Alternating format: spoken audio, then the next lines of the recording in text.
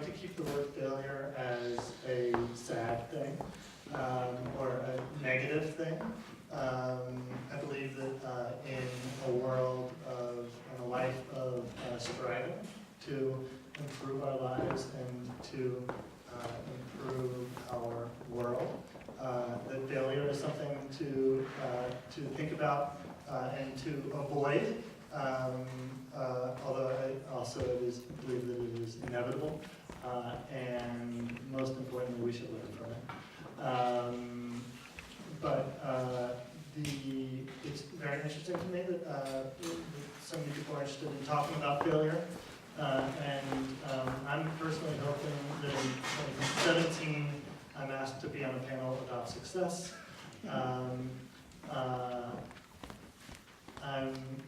This is Katie Pyle, and I'm Andrew. I'm Sarah Jane. Sarah Jane. Sarah Jane's done we met before. Yeah, we have. Sorry. Failure, right?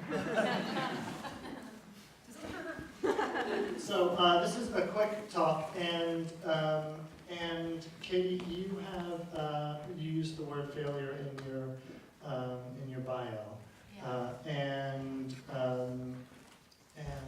the thought. So Katie has a company called Failsafe, and it seems to me, correct me if I'm wrong, that a big part of the idea is exploring the tension between deliberately kind of working with people and with bodies that fail to meet expectations, perhaps, of the form of ballet, in terms of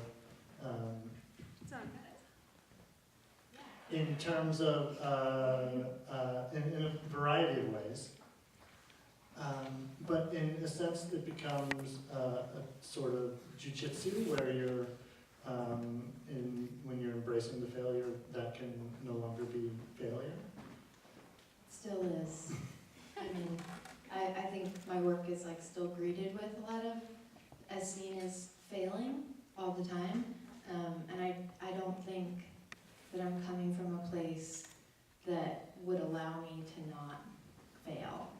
And I think that that's systemic in the culture of like what the expectations of my body and the people that I work with in the, the world of ballet. I mean, ballet is like just a perfect place to fail. So it's really easy to do that. And even when we commit, I'm very interested in how I can commit every ounce of my being and my training and my history and my life experience into this form and still have it be seen as a failure. And the way that other women and queer people and bodies that have been considered other by that form always fail inside of it. So then to me that's about creating a situation where we can start to question why we have the standards that we have and who they're serving and whether we really need them or want them. So that's kind of how I'm using failure, because I think that the people I work with are brilliant and amazing, and I think I'm really good at things. And I failed out of ballet school and was told that I would have had a career if I had been a man, and that I looked like a Mack truck. So those are the things that I hope shine a light on the failure of that system to recognize the power and potential of all these bodies that are cast out. Would you say that shining the light, because I'm curious how you would, what would be a failure for either for this piece or for that larger project, and I mean, I guess the place that I go from is I try to just do what I want to do, to the best of my ability, and to show the things that I actually think are beautiful, and then knowing that a lot of people are going to look at that with a certain set of, like, what is that called? Criteria, and like, there's like a checklist that's already in your head when I say that I'm doing a ballet, and so then you can maybe become aware of that, those predispositions in yourself as an audience. I don't know if that's the answer to your question, but yeah, I think the failure is like in between us, and like how you're seeing me, and how I'm also like seeing myself in relationship to the kind of ideals that exist in a cultural kind of subconscious or conscious way. And Joseph Slavsky. I was thinking, because I was thinking about ballets and about the idea of bodies failing to match the form. I also was thinking about puppetry and the way that puppetry, I think, kind of is premised perhaps on a body failing to live up to our expectations of a body. I'm thinking of a puppet body. Well, you're making me think of Basil, of Basil Twist, with his piece where people said, what's the name of the piece? Where people said, this piece had to be performed by puppets because it had to be clunky. But then Basil made these puppets move so beautifully that they were dancing like humans, and so there was this contrast. What do you expect of a puppet? What do you expect of a person? That concept makes me think of. In terms of my own use of puppetry and my failure is that I never tried to make a lovely puppet move. I always am trying to purposely not succeed at making a beautiful thing, meaning graceful. You know, have you ever seen a professional marionetteer work a marionette? It can be as gorgeous as a ballet dancer or whatever, or a modern dancer is, but I don't really embrace that grace. I'm more interested in that clunk. And so it may look like I'm failing, but I'm succeeding at failing. I'm succeeding at making something clunky. Which is also is kind of that connection to the clowning aspect of this work, and clowning seems to be largely just pretend failure. Clowning seems to be largely, I'm failing to use the microphone. Clowning seems to be largely pretend failure. Lead me a little bit more along that road. I mean, clowning, yeah, you're right, okay, now I understand you, yeah. So like, a clown stumbles, and it's funny, and it's supposed to be a failure at walking, that kind of thing, right? Is that what you're pointing at? Yeah. Well, I fail at being a clown, I'm so bad at it. I put on the outfit, and I pretend as if I'm going to be doing something, but I just do tasky things. So, it's always a reason, the reason for that is to point at that, to say, look, you know, I'm failing, but it still is wonderful, you know. And obviously, I'm setting you up for certain expectations, and then I'm not doing anything towards those directions, and it's obvious that I'm not. And so I'm succeeding at not doing what would be successful, a successful path. Okay. Does that make sense? Yes. And Joey Weiss. Yes. What are you trying to do with this piece, and what would represent a failure if, in the end, having gotten all the way through the process, you looked back and said, "Oh, I failed"? I don't know. I think, can everyone hear me okay? I don't use this? Yeah. I think it's maybe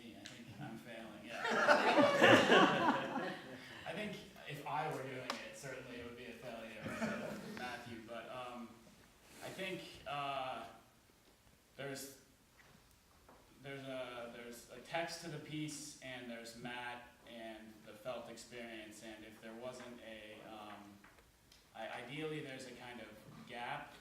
There's a visual thing being described, but there's absolutely nothing to see other than the performer and the space. So I think there's a gap or a kind of failure there that's built in, but if I think it would be a failure for me if someone walked away and there wasn't a second thing born out of that gap. So ideally for me, there's a kind of problem built into the piece in each part of it, but not for the sake of itself.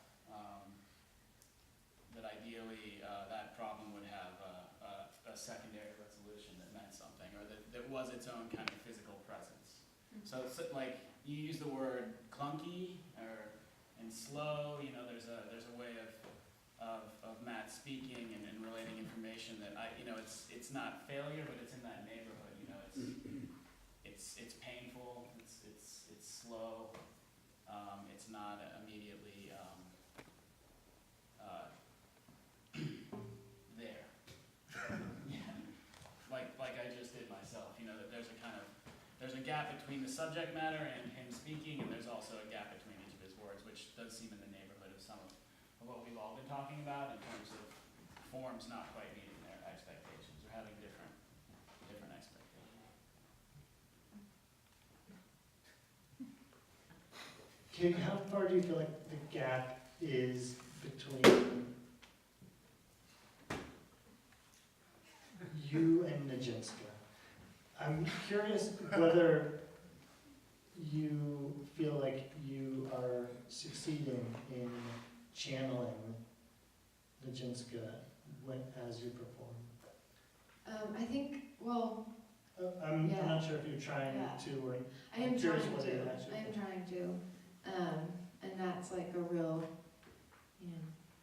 personal, spiritual question, whether we're really on board with each other, but, I think part of what I'm trying to look at with this piece is also that there isn't, footage of her dancing.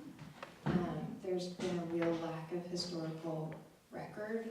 Her memoirs, she had copious journals, and only her memoirs of her early life, which were interesting to the public because they related to Nijinsky, were actually published. So we don't actually have that much information. So Sarah Jane and I kind of entered into this thinking like, we have to go to the occult in order to get some answers, and into our own experience as women and as people that are denied basic attention in, especially in the form of ballet.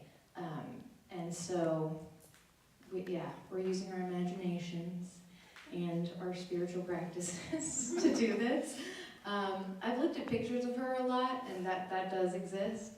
I think our legs are similar, which is good to know because it means that she was jumping a lot and that she was using her legs in a powerful way that is different than modern ballerinas. It's like a totally different line of musculature.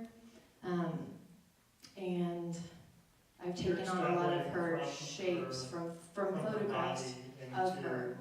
Choreography. Yeah, so like the solo is sort of linking these images of photographs of her, and with, an improvised score in between that is intending to channel her actual movement. But it's, it's kind of based on a lot of research in my brain, and then my experience as a moving body and how that stuff can translate. Yeah. Do we have questions from the audience?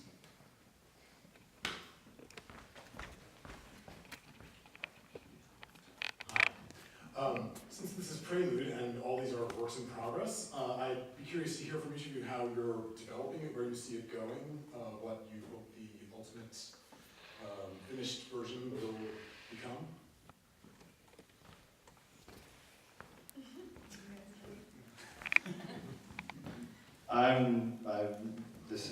I did another scene for this at Catch. Oh, actually, that was a precursor. And I'm from Oklahoma, and I've been wanting to develop this piece about the history. And so that's how I have to work, is sectional, you know. And so I will do that for the next year or so. Catch or Little Theater or other places where I can just try out a scene like this. That's what I used this for, was to try out these ideas and see what's failing and what's not. Sorry. And then start to meld it together. I do not have a venue. The last piece I had was at Here Arts Center as a resident artist, and that was a great program that really supported me. I had a place to premiere it. I don't have that with this right now, so it has a very vague future, but I'm gonna keep working on it. What do you want it to be? I want it to be a full evening show about the history of Oklahoma, and I'm trying to understand my love of the state and its crazy history. And the three main events that I'm focusing on is the land run, when all these people ran in and claimed it, the Tulsa race riot, which is the black neighborhood of Tulsa, Oklahoma, was burned down in 2 days, and then the Murrah building bombing in Oklahoma City, and making a through line through all that and understanding it that way.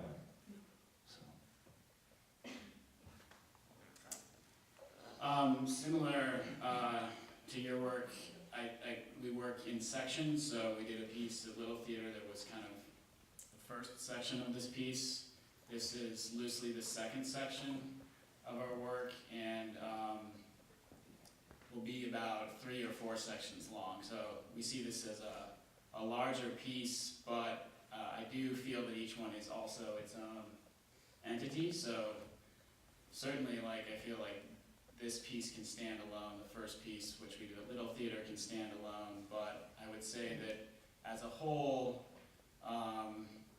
while each piece is kind of based on some kind of text, which is primarily like a visually descriptive text, and it can go somewhere else even as a single piece. So this ideally begins to bleed into, I wouldn't call it a story, but it can go somewhere beyond what the initial text is. The idea is that each piece as a whole, when it's performed together, will build a kind of story outside of where it began.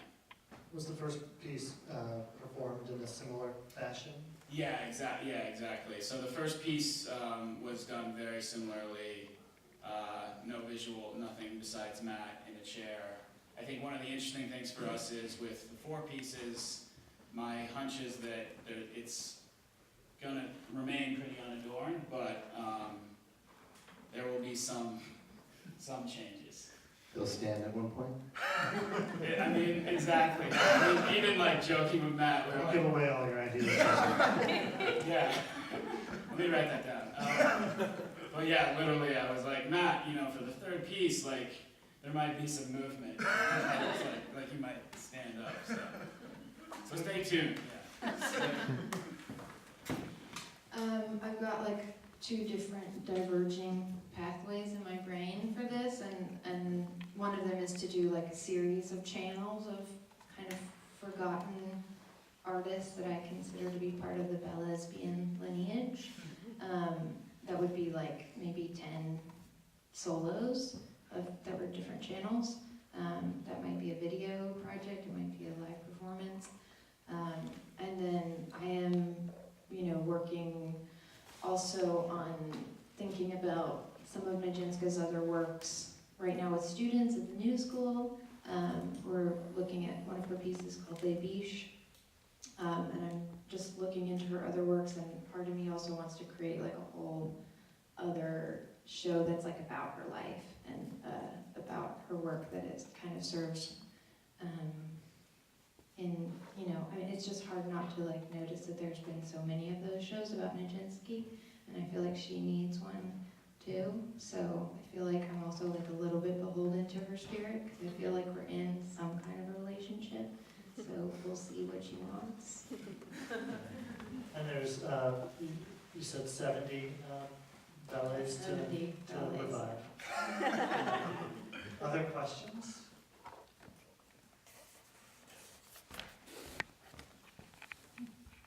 Hello. I have a question about clowns and how they are scary to children because of my experience as a child. My mother had to absolutely turn off the television when Bozo came on.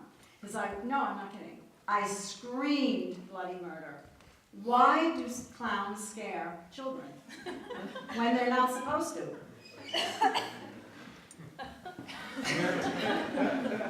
What is the local clown representative?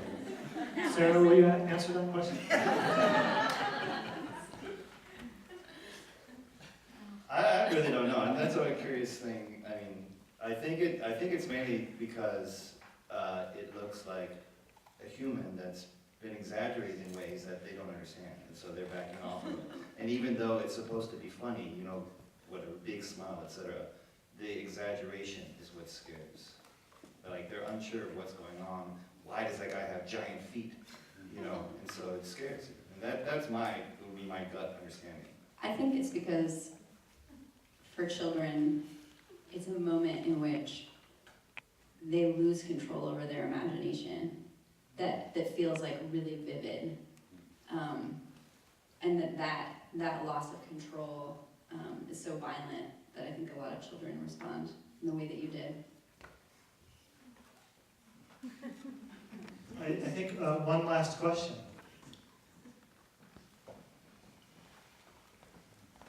Hearing none, we adjourn. You should stay in this room for more performance. If you want more panel, you should go to the Alabash. And thanks for having us here at Welcome Failure, Prelude 16. And thank you all for showing us your work today.